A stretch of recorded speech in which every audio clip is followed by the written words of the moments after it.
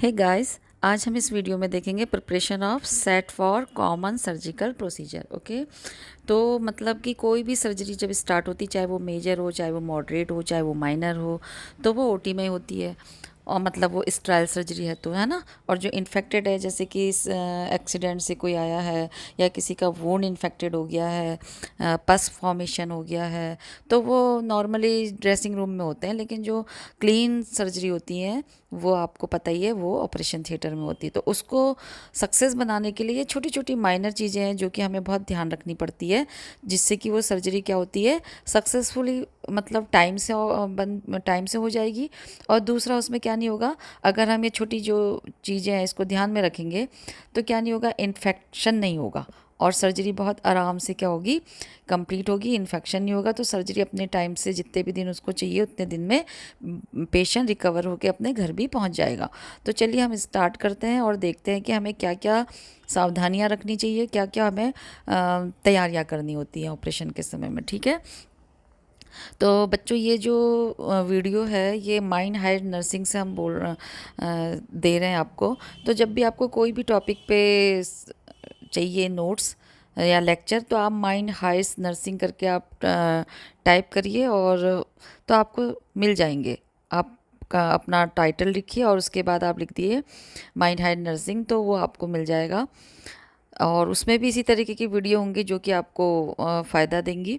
और जब भी आप देखते हैं तो लाइक और सब्सक्राइब तो ज़रूर करिए। जो सब्सक्राइब के बगल में बेल आइकन है उसे भी ज़रूर से प्रेस करिएगा, जिससे कि जो भी इस तरीके की वीडियो एजुकेशन से रिलेटेड होती हैं वो आपको अपने आप ही नोटिफिकेशन आपके पास पहुंच जाए और आप उसका फ़ायदा उठा पाएँ। तो चलिए स्टार्ट करते हैं without wasting of your time.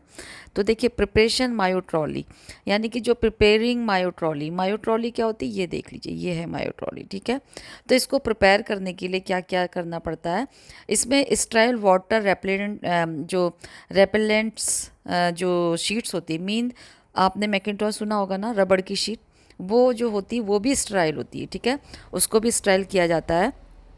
तो उसको इसमें सबसे पहले क्या किया जाएगा, ट्रॉली को इसमें सबसे पहले कार्बोलाइज किया जाएगा। ठीक है, और ये देखिए इसमें व्हील है, ये मोएबल्ड है।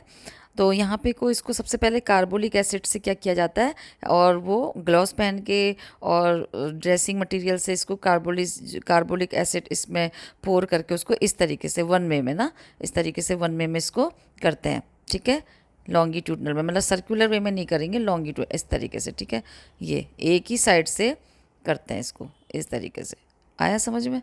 तो जब भी आपकी ओटी में ड्यूटी लगती है तो आप इस तरीके से काम करेंगे। ये पूरे एजेज को, किनारों को लास्ट में करते हैं और ये सब नीचे तक का क्लीन करके डिस्कार्ड कर देते हैं। ठीक है, फिर इसके ऊपर क्या करते हैं, मैकिन्टॉश को स्प्रेड करते हैं।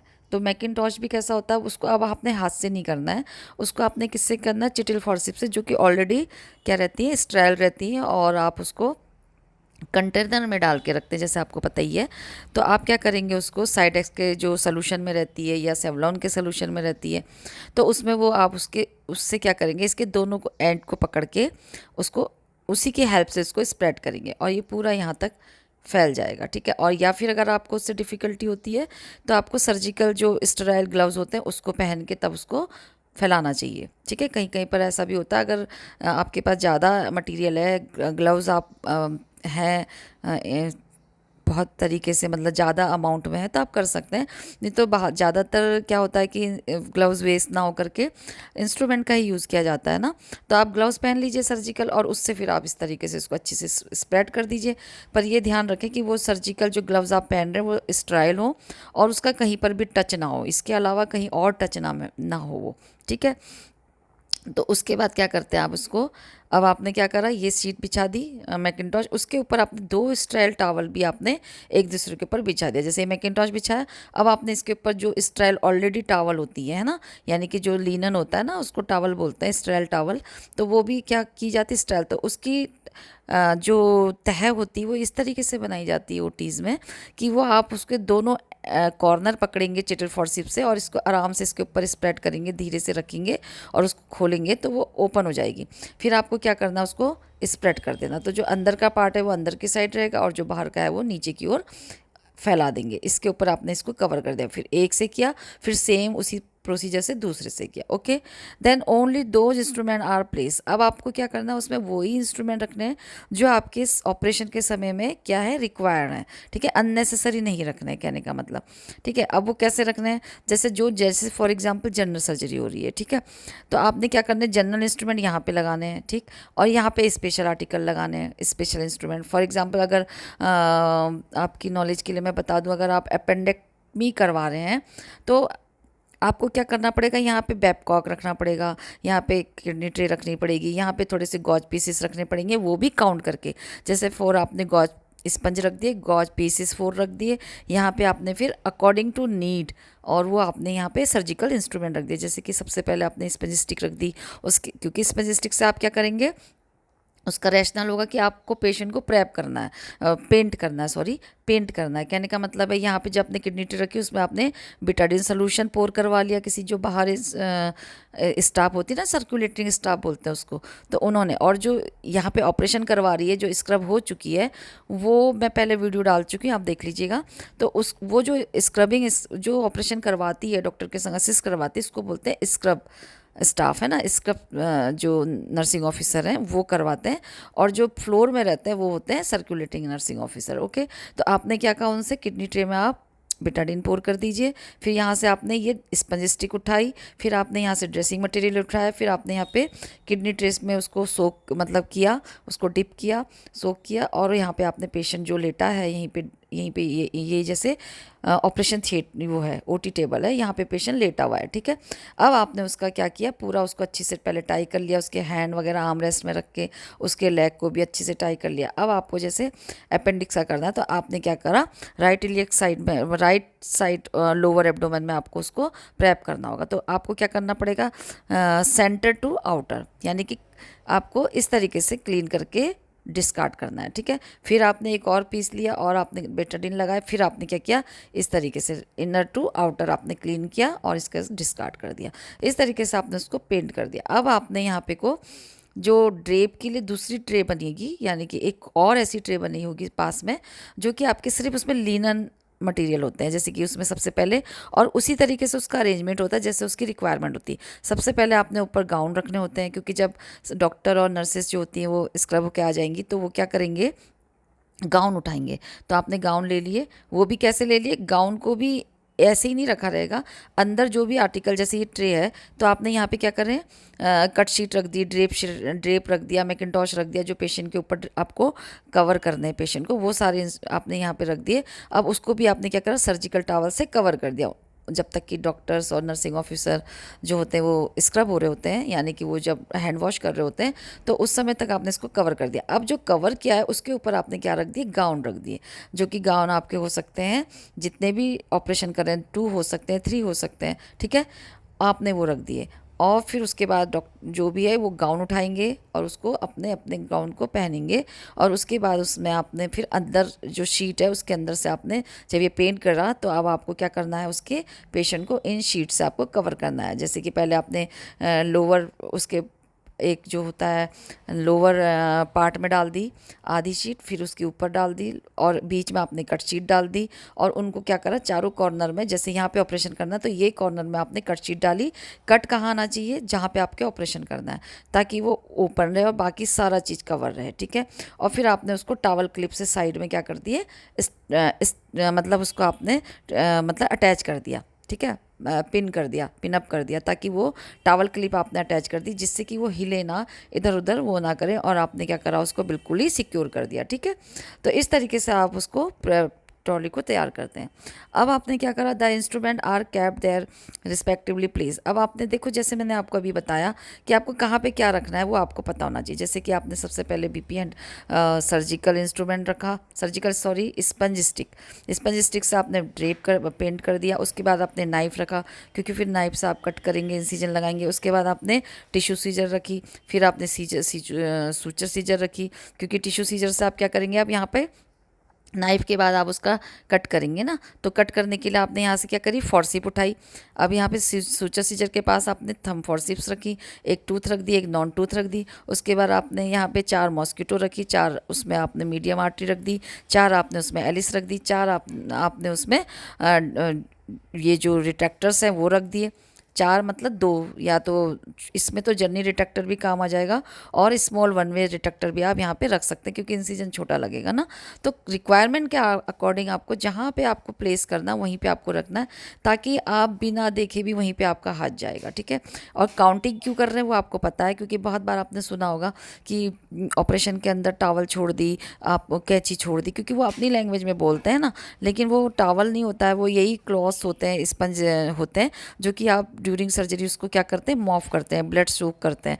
तो वो कभी कभी वो जो आप स्पंज यूज़ करते हैं वो बिल्कुल ब्लड की तरह हो जाते हैं, तो वो दिखते नहीं हैं कभी कभी। और जो अगर आप छोटे स्पंज ड्रेसिंग मटेरियल यूज करते हैं तो वो भी कभी ऐसा हो सकता है, ऐसा वैसे होता नहीं है, क्योंकि जितने भी इंस्ट्रूमेंट आप यहाँ पे रख रहे हैं उसके बाद लास्ट में आप क्लोज करने से पहले उसको काउंट करते हैं कि टोटल उतने ही है कि नहीं है। इसलिए मैं बता रही हूँ 4 करके रखेंगे तो आपको सारा कुछ याद रहेगा। 4 गॉज पीस, 4 ये जो स्पंज, जैसे आपने स्पंज रखे वो भी आपने according to need of operation, जैसे माइनर ऑपरेशन है तो 2 स्पंज रख दिए, मेजर ऑपरेशन है तो आपने 4 रख दिए, और ज़रूरत पड़ी तो फिर आप सर्कुलेटिंग स्टाफ से ले सकते हैं, लेकिन वो काउंटिंग आपकी प्रॉपर होनी चाहिए, जो कि सर्कुलेटिंग स्टाफ क्या करती है उसको नोट भी कर लेती है अपनी नोटबुक में ना, वो जो कॉपी होती है साइड में।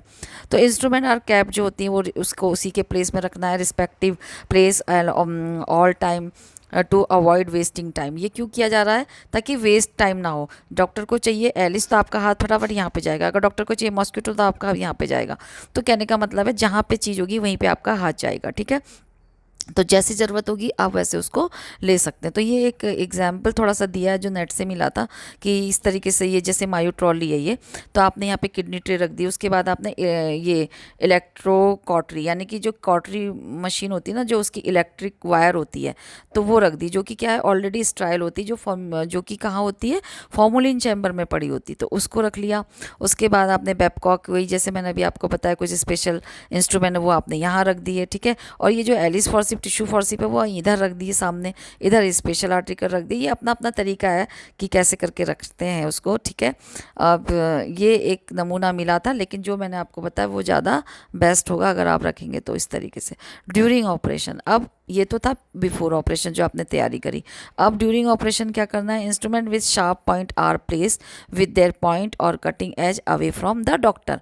अब अगर ये जितने भी अगर इंस्ट्रूमेंट आपने प्लेस किए हैं तो अकॉर्डिंग टू जैसे डॉक्टर लेते हैं नीड के अकॉर्डिंग, कैसे उन्होंने नीडल होल्डर लेना है, या उन्होंने सीजर लेनी है, या उन्होंने नाइफ लेनी है, तो जब भी आप उन्हें देते हैं तो हमेशा जो शार्प वाला एरिया होता इंस्ट्रूमेंट का जो पार्ट होता है वो अपनी ओर को करके उनको क्या करना होता है, हैंडल साइड से पकड़ाना होता है, ताकि वो जल्दी से उसको उसी तरीके से पकड़ लें जैसे उनको यूज़ करना है। अदरवाइज़ क्या होगा, अगर आप उनको शार्प साइड से देंगे तो क्या होगा कि वो फिर से उसको रखेंगे और तब उसको वो अपने हाथ में करेक्टली पकड़ेंगे, तो क्या होगा, वेस्ट होगा टाइम, ठीक है। और जो सॉलिड इंस्ट्रूमेंट रखे जाते हैं उसको भी क्लीन करना पड़ता है बिफोर प्लेस द ट्रॉली, यानी कि ट्रॉली में रखने से पहले उसको क्या करना होगा, कुछ ऐसे इंस्ट्रूमेंट होते हैं जो रखे जाते हैं उसको क्लीन करना होगा नॉर्मल सलाइन से, क्योंकि वो तो होते स्ट्राइल हैं, लेकिन फॉर्मुलिन चैम्बर में फॉर्मुलिन है, और अगर वो साइडेक्स से लिया है आपने कोई ऐसी इंस्ट्रूमेंट जो साइडेक्स उसमें लगा है, तो उसको भी क्या करना होगा, आपको क्लीन करना होगा नॉर्मल सलाइन से, जो कि आपने किडनी ट्रे रखी है उसी में आप क्या कर सकते हैं, उसको वॉश कर सकते हैं, ऊपर से पोर करवा सकते हैं नॉर्मल सलाइन, या नॉर्मल सलाइन आप किडनी ट्रे में मांग सकते हैं और उसको इस तरीके से पूरा अच्छे से वॉश कर सकते हैं। वॉश मीन क्लीन कर सकते हैं। अब हो गया, the instrument are handed in such a way the surgeon can use them without readjusting the position. वो मैंने आपको बता दिया, ताकि इंस्ट्रूमेंट आप ऐसे उसको दे रहे हैं जिससे कि उसको री एडजस्ट ना करना पड़े और वो उसका यूज़ आराम से कर पाए, ठीक है।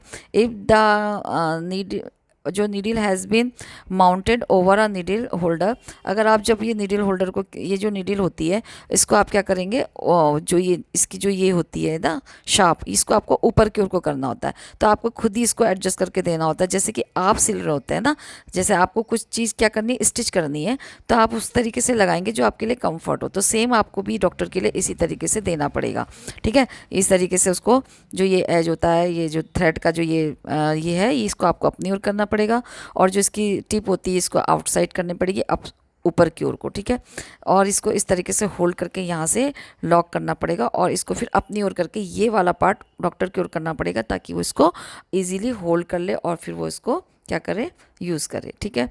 The long end of suture is held until the assistant take into surgeon complete it first suture. ठीक है। अब यहाँ पे आपको क्या करना है, जब आपने सर्जन को ये दिया तो जो इसका एंड पार्ट होता है थ्रेड का, ठीक है, ये लंबा सा होता है ना, जो कि अभी ये स्टेराइल पैकेट से निकला है, तो इसको आपको क्या करना होता है, जो इसका एंड पार्ट होता है वहाँ पे आपको इसको होल्ड करके रखना।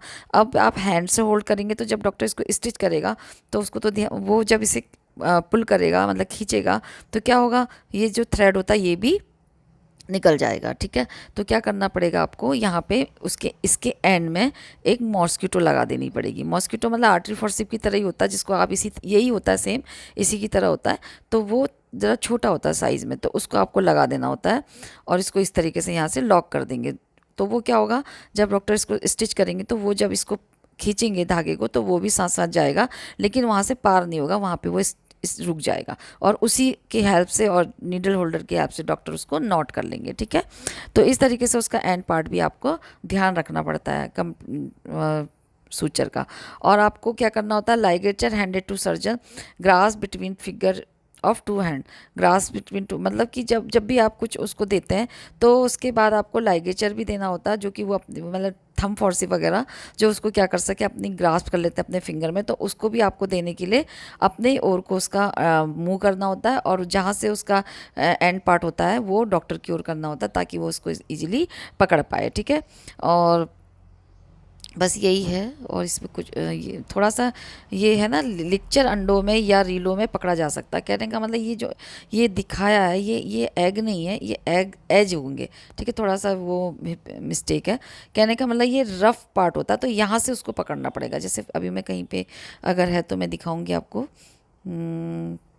डायग्राम में, है नहीं, मैंने पहले वाले वीडियो में आपको दिखाया था, आप देख सकते हैं। ठीक।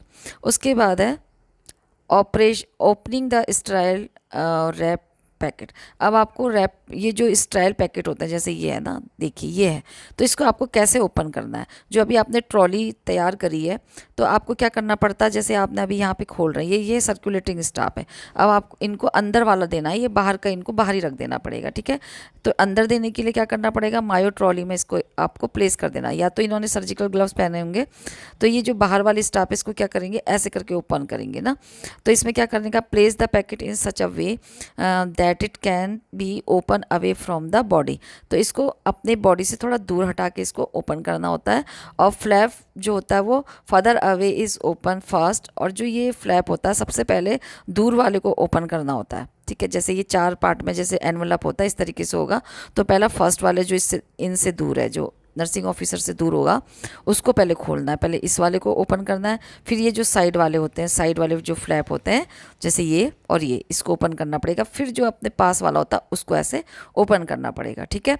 फिर जो सर्जिकल इंस्ट्रूमेंट आपने पहना उससे इसको आप क्या कर सकते हैं, ट्रॉली में रख सकते हैं, प्लेस कर सकते हैं अगर आपको इसकी ज़रूरत है। इंस्ट्रूमेंट जो इसमें कुछ ऐसा मेजर इंस्ट्रूमेंट होगा, कुछ आपकी इसमें कुछ स्पेशल इंस्ट्रूमेंट आपने तैयार करके पैक करने के लिए रखा है, मतलब स्टाइल होके ये आया है, या इसमें लिनन मटेरियल है, जो भी है, तो आपको इसके लिए अगर इसकी रिक्वायरमेंट है ड्यूरिंग सर्जरी तो आपको ऐसे करके देना पड़ेगा।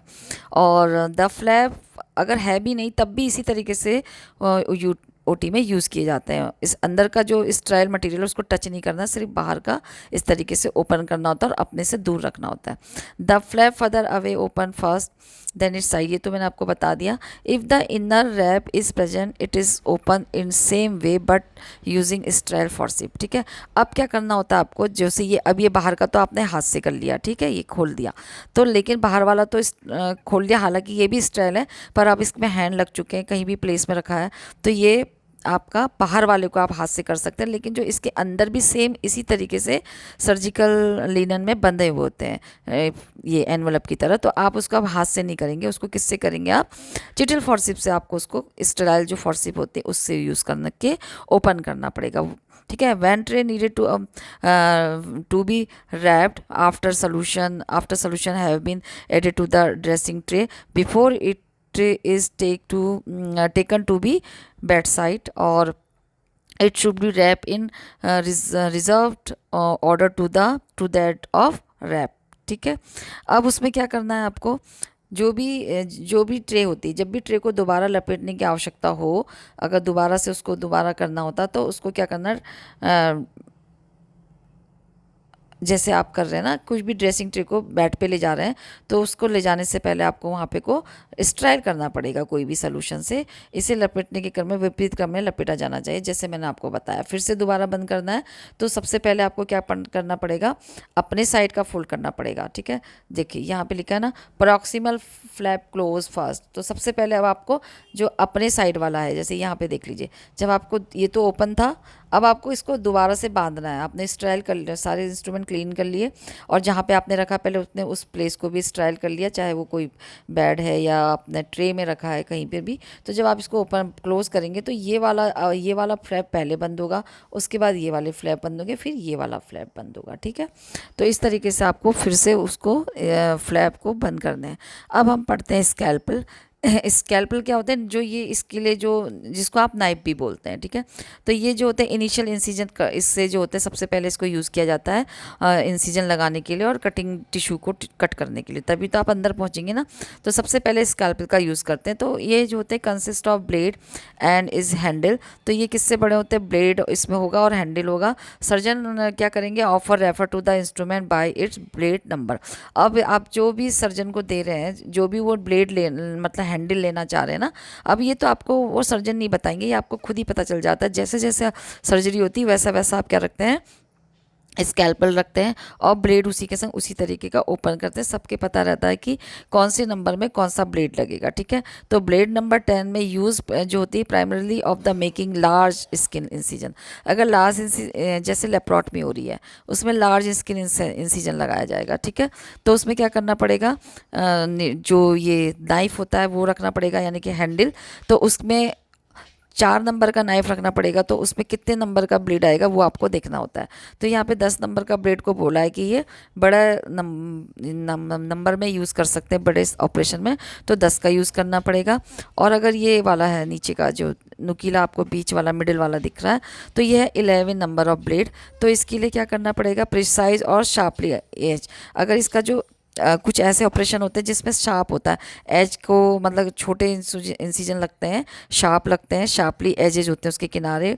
तो उसके लिए इसको जिसमें शार्प किनारे चाहिए होते हैं तो उसमें इसको यूज़ करेंगे। इसके लिए कौन सा ब्लेड चाहिए होगा, तो ये ब्लेड जो होता है सभी वाले नाइफ में नहीं लगेगा, स्कैल्पल में। ये इनके भी नंबर होते हैं, जैसे कि ये वाला 20 में, ये जो होता है ये 4 नंबर में हो गया, और ये वाला जो होता है 3rd नंबर में हो गया। बीपी हैंडल ले लेंगे ना, तो ये किस हैंडल में यूज़ होगा वो आपको देखना होता है। फिर 15 ब्लेड जो होता है वो स्मॉलर वर्जन होता है, सबसे छोटा जो होता है 15 नंबर का ब्लेड होगा, जो कि 10 number use for making final. ये भी 10 नंबर की तरह ही होता है, लेकिन उससे छोटा होता है। ठीक है, ये देखिए ये 10 नंबर का सबसे फर्स्ट वाला है, जो कि उसी की तरह ये वाला भी होता है, 3rd वाला 15 नंबर, ये लेकिन इससे छोटा होता है। और किसके लिए यूज़ होता है, जो फाइन इंसिजन लगाने होते हैं। ठीक है, यानी कि बहुत छोटे, जैसे कि कुछ किसी की कोई छोटी सी ग्लैंड हो रही, गैंग्लियन हो रहा किसी के मतलब हैंड में या कहीं पर, तो उसके लिए इतने छोटे वाले यूज़ करने पड़ेंगे, या फिर ये बीच वाला यूज़ करना पड़ेगा। ठीक है, मेजर सर्जरी में आपको बड़ा वाला फर्स्ट वाला यूज़ करना पड़ेगा। अब है scissor, use for cutting tissue. अब सीजर क्यों काम आती है तो आपको पता ही है कि ये टिश्यू को कट करने के लिए और सूचर लगाने के लिए, यानी कि उसको क्लोज करने के लिए, उसका डिसेक्शन करने के लिए यूज़ की जाती है। और सीजर कैन बी स्ट्रेट, और ये सीजर कैसी हो सकती है, लंबी, मतलब स्ट्रेट भी हो सकती है, जैसे आप बीच में देख रहे हैं, ये साइड में देख रहे हैं, ये स्ट्रेट होती है। And may use for cutting जो हैवी और फाइन स्ट्रक्चर। ठीक है, अब इनको यूज़ किया, ये जो सीजर्स हैं इनको मतलब हैवी टिश्यू के लिए, ये मतलब हैवी और फाइन स्ट्रक्चर के लिए यूज़ किया जाता है। कौन सा आपको करना है वो आपकी यूज़ होती है। ये वाली देखिए आप, ये कर्व्ड होती है, ये वाली होगी स्ट्रेट फर्स्ट और सेकंड, और ये जो 3rd वाली है ये कर्व्ड होती है। यहाँ पे थोड़ी आपको मोटी दिख रही है, लेकिन ये होती है फाइन। ठीक है, अब मायो सीजर, इनके नाम होते हैं मायो, ये मायो सीजर होती हैं, तो ये यूज़ किया जा रहे हैं। अब मायो सीजर इनको बोलते हैं, जो आप नीचे देख रहे हैं। तो ये heavy scissor available in multiple varieties, ये भी बहुत तरीके से जो होती है हैवी सीजर्स होती है, मल्टीपल वेराइटीज़ में पाई जाती हैं। और straight scissor are use for cutting sutures. अब जो ये आप देख रहे हैं ये वाली, ये जो होता है सूचर मटेरियल कट करने के लिए होगी। ठीक है, यानी कि जब कहीं पर आपने इंसिजन लगाया तो आपको क्या करना पड़ेगा, अब धागा काटना पड़ेगा ना वो, तो उसके लिए आपको ये वाली यूज़ करनी है। और जो कर्व सीजर होगी वो यूज़ की जाएगी कटिंग हैवी टिश्यू। अब ये वाली जो है ये हैवी टिश्यू को कटिंग करने के, जैसे फेशिया है उसको कटिंग करने के लिए ये वाली यूज़ की जाएगी, क्योंकि ये डिसेक्शन सही से कर पाएगी, इसलिए ये थोड़ी आगे से कर्व्ड होती है और स्ट्रेट इसलिए नहीं होती ताकि कोई और ऑर्गन को हार्म ना पहुँचे, ठीक है। फिर है मेर्जन बाम सीज़र। मेर्जन बाम सीज़र कैसी होती है, लाइट सीज़र होती है, यानी कि हल्की सीज़र होती है। और इसको क्या क्यों यूज़ किया जाता है, यूज़ फॉर कटिंग डेलिकेटेड टिश्यू, यानी कि डेलिकेटेड टिश्यू जो होते हैं जैसे कि हार्ट हो गया, या फिर बहुत डेलिकेटेड टिश्यू होते हैं जैसे लंग्स हो गया, वहाँ पे कुछ सर्जरी करनी है, या बहुत सॉफ्ट टिश्यू है उसमें सर्जरी करनी है, तो उसके लिए ये ब्लंट डेलिकेटेड बहुत फाइन सीज़र यूज़ की जाती है। और ब्लंट डिसेक्शन, ताकि वो उसका डिसेक्शन बहुत ही ज़्यादा ब्लंटली करे, मतलब शार्पली ना करे, जिससे कि कहीं और इंजरी ना हो, ठीक है। इसीलिए इसको ये जो होती इसको जो होती है मेर्जन बाम सीज़र तो बोलते हैं, साथ में इसको मैट सीज़र भी बोलते हैं, ठीक है, जल्दीबाजी में। अब है पॉट सीजर। पॉट सीजर ये आप देख पा रहे हैं नीचे, ये फाइन सीजर होती है जो कि creating incision in blood vessel. आप ये देख पा रहे होंगे ना, ये छोटी छोटी सीजर जो होती हैं ये होती हैं। तो ये तो आइरिस सीजर हो गई, ये हो गई ये, लेकिन यहाँ पे बड़ी दिख रही, पर ये बहुत ही फाइन होती है इनकी टिप। ये किसके लिए यूज़ की जाती है, ब्लड वेसल्स की जब सर्जरी करनी होती है, जैसे डायलिसिस होना है किसी का, ठीक है, उसका शंट बनाना है, तो उसमें एवी फिस्चुला बनाने के लिए, यानी कि जो आर्टरी और जो वेन का जो फिस्चुला बनता है उसके लिए इसको फाइन सीजर का यूज़ किया जाता है। बहुत छोटी होती है, फाइन होती है, ठीक है। और आइरिस सीजर ये जो होती है डिसेक्शन की जाती है, कटिंग की जाती है फाइन सूचर्स के लिए, जैसे कि आइज़ में कोई सर्जरी है तो उसकी जो सूचर होते हैं वो बहुत ही जैसे हेयर की तरह होते हैं, बहुत ही फाइन, तो उसको कट करने के लिए फाइन सीजर का यूज़ किया जाता है, ठीक है। इतनी मोटी सीजर और इतने काम नहीं यूज़ की जाएंगी वहाँ पे।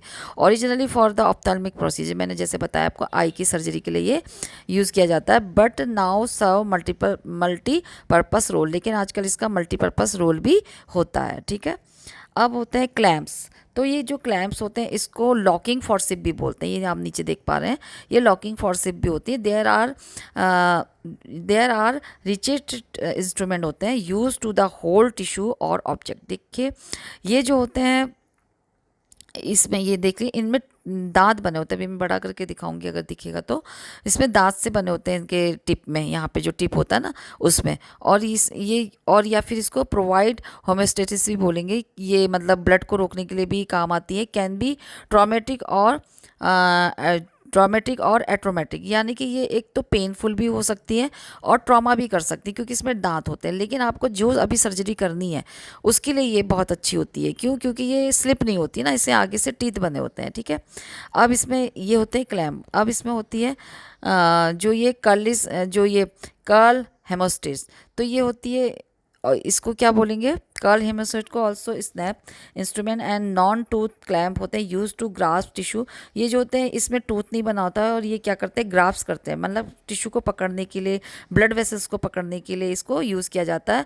और इससे क्या किया जाता है, that will B tie of, और ये टाइट करने के लिए भी, मतलब उसको टाई करने के लिए भी यूज़ की जाती है। Also use in blunt dissection, और ये जब डिसेक्शन किया जाता है ना, जैसे किसी फॉर एग्जाम्पल अपेंडिक्स को आउट करना है तो उसके साइड में अगर डिसेक्शन किया जाता है तो फॉर्सिप यूज़ की जाती है, थंब फॉर्सी जिसे बोलते हैं, जो कि नॉन टूथ होती है, ठीक है। अब होती है कैली क्लैम्प, तो ये लार्जर साइज की होती है, variation of the haemostat with smile, जो ये सिमिलियर फंक्शन होता है, similar function for the grasping larger tissue और वेसल, इसका भी यही होता है सिमिलियर फंक्शन, यानी कि ये जो होती है बड़े उसमें होती साइज़ में, और ये क्या करती हैं, टिश्यू को पकड़ने में, होल्ड करने में काम करती हैं, तो ये इसका ये काम होता है। अब होती कॉचर क्लैम्प को कॉकर क्लैम्प भी बोलते हैं। कॉचर क्लैम्प जो होती है ट्रॉमेटिक टूथ क्लैम्प होती हैं, ये देख लीजिए अब ये टूथ बना हुआ है इसमें, ठीक है। और यूज़ करती है ये use to hold tissue that will be removed, ये देखिए। अब इसमें ज़्यादातर ये हिस्टेक्टमी में आप एग्जाम्पल दे सकते हैं, हिस्टेक्टमी का, उसमें यूज़ की जाती है, क्योंकि यूट्रस को बाहर निकालना है और इसकी जो मसल्स होती हैं वो काफ़ी थिक होती, तो उसके जो टिश्यू होते हैं थिक होते, तो इसको आप क्या करते हैं, थोड़ा थोड़ा डॉक्टर इसको थोड़ा थोड़ा ग्रैब्स करते हैं, पकड़ते हैं इनसे, और उसको फिर टाई कर देते हैं, तो ये स्लिप नहीं होती, क्योंकि इसमें दोनों में टीथ जो होते हैं लॉक हो जाते हैं पकड़ने के बाद, ठीक है। तब उसको आराम से आप स्कैल्प की सहायता से या सीजर की सहायता से डिसेक्शन करते हुए कट करके आराम आराम से उसको बाहर निकाल लेते हैं पूरा यूट्रस को, तो ये उनके काम काम करती हैं। अब ये भी कैसी होती है, स्ट्रेट में भी होती है और कर्व्ड में भी होती है। जहाँ पे स्ट्रेट की ज़रूरत होती है वो स्ट्रेट लगाते हैं, और जहाँ पे कर्व्ड की ज़रूरत होती है, जो जैसे ऑर्गन ऐसे है घूमा हुआ सा है ना, यूट्रस आपने देखा होगा यूं करके होगा ना, ओ तो इसमें होगा, तो यहाँ पे ये बीच में तो स्ट्रेट काम आ जाएंगे, लेकिन जब साइड का काम होगा तो वहाँ पे कर्व्ड वाली यूज़ हो जाएंगी ना। तो एलिस एंड बेबकॉक, अब यहाँ पे आप देख पा रहे होंगे ये एलिस, इनके जो होते हैं ये स्लाइटली, इनका जो स्टार्टिंग में जो इसको जॉ बोलते हैं, तो ये राउंडेड होता है, यानी कि घूमा हुआ होता है। Both are use for grasping intestine, देखिए ये होता है, ये आप देख पा रहे हैं, ये इनके जो ये होते हैं ना, ये ग्रास्प करते हैं, ये गोल गोल बने होते हैं और ये ब्लंट होते हैं, मतलब ऐसा नहीं कि ये इंजरी करेंगे। तो ये इंटेस्टाइन की जब सर्जरी होती है, जैसे कि कोई भी इंटेस्टाइनल सर्जरी कर रहे होते हैं, तो ये इंटेस्टाइन को पकड़ने के काम आते हैं। और बेबकॉप कैसा होता है, देखिए राउंड है और इतनी ही पतली क्या होगी, वो भी होगी अपेंडिक्स, तो ये अपेंडिक्स इसके बीच में आ जाएगी और ये उसको होल्ड कर लेगा। तो और यहाँ पे से फिर ये टाई होगा, स्लिप भी नहीं होगा, तो ये उसके भी काम आते हैं। ठीक है, तो कहने का मतलब है कि ये उसको इंजरी नहीं करेंगे, आराम से उसको पकड़ लेंगे। तो thank you guys for watching this video, please like share comment and subscribe this channel. और मैंने और भी वीडियो इसमें अपलोड करी है, माइंड हाइज नर्सिंग में आप जाके देख सकते हैं, आपको फ़ायदा मिलेगा। और ये जो हैं कभी कभी पेपर्स में भी आता है, एंट्रेंस में भी आते हैं, इनकी शक्लें दे दी जाती हैं इमेजेस के थ्रू, आप उनको बताना होता है। तो मैंने ऐसे वीडियो भी डाले, तो आप उसे भी देख के फ़ायदा ले सकते हैं। तो गुड बाय, टेक केयर, मिलते हैं नए वीडियो में।